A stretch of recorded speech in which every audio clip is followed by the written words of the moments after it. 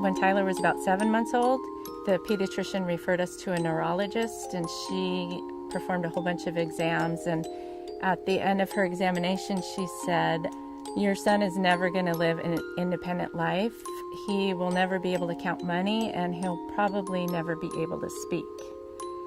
And I didn't really know what to say, so I kind of packed him up in his little baby carrier. And as I was leaving, she said to me, "I know what you're going to do. You're going to go home and cry."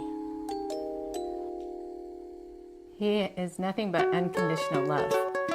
It's definitely hard to explain to people who don't understand. It's hard to deal with sometimes, but it makes me happy to see Tyler happy.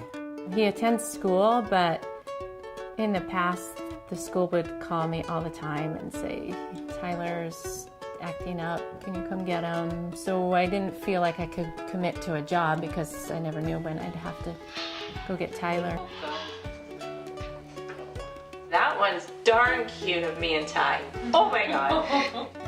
It was really, really exhausting. I thought that would just be my life forever.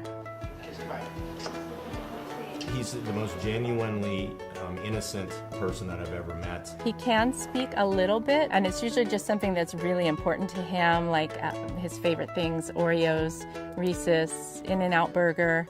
In 1945, there were no services for children with disabilities. That small group of parents that started what is now UCPLA back in 1945, they were pioneers across the country. They set the tone.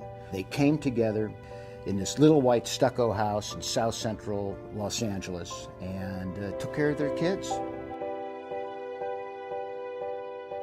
What we do at UCPLA is way beyond just the basics of day-to-day living. I was really worried that if anything happened to his father, Dan, and me, what would happen to Tyler? Although I have family, I just didn't know what would happen to him.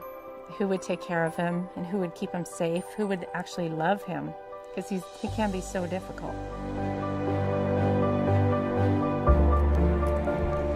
Robert actually lived in a facility of ours, and today Robert's a staff person out here.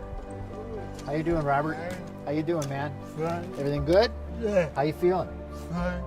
I've known Robert for 35 years. There was just a magic about this place, a core value of a family. And it wasn't until we found UCPLA that I realized that they got the bases covered. There's no cure. It's management, it's training, it's teaching skills. They can live independently, and it's affordable because we make it affordable.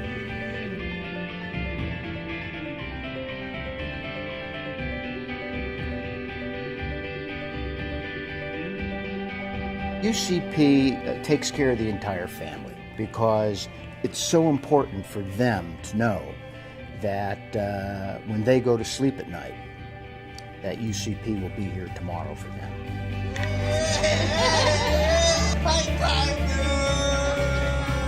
He loves it there. He just seems like he's happy to be there.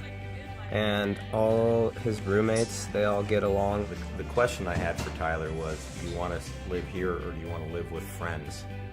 And it became this catchphrase, live with friends. In the first week he was at UCPLA, they took him to the dentist, they got him new glasses, things that were probably due, that it was sometimes difficult to find people to provide those services for him.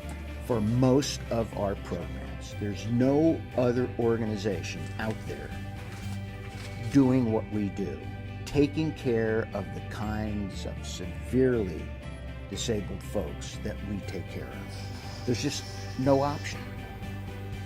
Our biggest obstacle is money. I feel confident that they can care for him into his future.